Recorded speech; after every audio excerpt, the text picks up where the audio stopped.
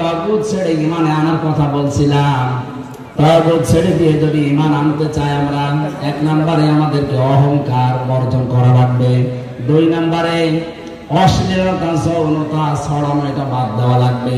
তিন নম্বরে যে মানুষগুলো অপচয় করে এটা বন্ধ করা লাগবে।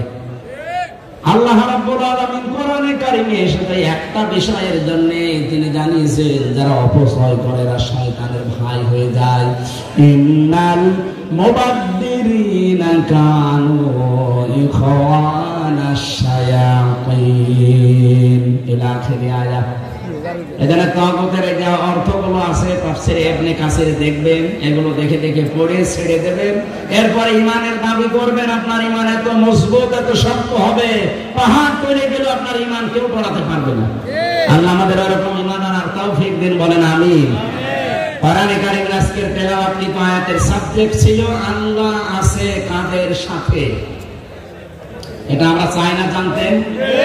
পাঁচটা কাজ দুনিয়ায় যারা করতে পারবে আল্লাহ বলেন আমি তাদের সাথে আছি। ওয়াকালাল্লাহু ইন্নী মাআকুম, অবশ্যই আমি আল্লাহ তোমাদের সঙ্গে আছি, মানে আমার রহমত তোমাদের সাথে আছে। যদি পাঁচটা কাজ দুনিয়ায় কেউ নির্দ্বিধায় করতে পারে, লাইন আকামতুমুস সালাত, যারা নামাজ কায়েমের জন্য চেষ্টা চালাবে, এটা রাষ্ট্রের ব্যাপার। কার ব্যাপার? এটা ওয়াজ করে হয় না, যেহেতু রাষ্ট্রের ব্যাপার, এজন্য এমন একটা রাষ্ট্র তৈরি করার জন্য চেষ্টা চালাতে হবে যেখানে নামাজ কায়েমের বিধান।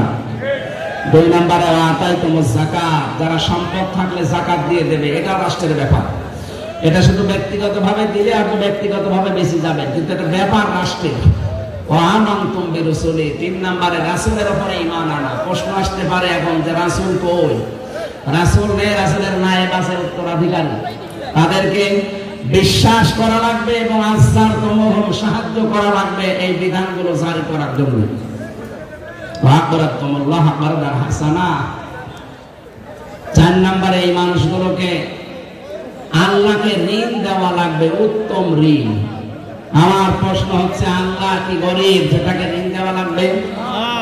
আল্লাহর বান্দাদের ভেতরে বহু মানুষ এমন গরিব আছে না যে ঋণ নিতে চায়, উত্তম ঋণ তাকে দেওয়া লাগবে, তাহলে দান করার চাইতে ডবল সওয়াব পাওয়া যাবে।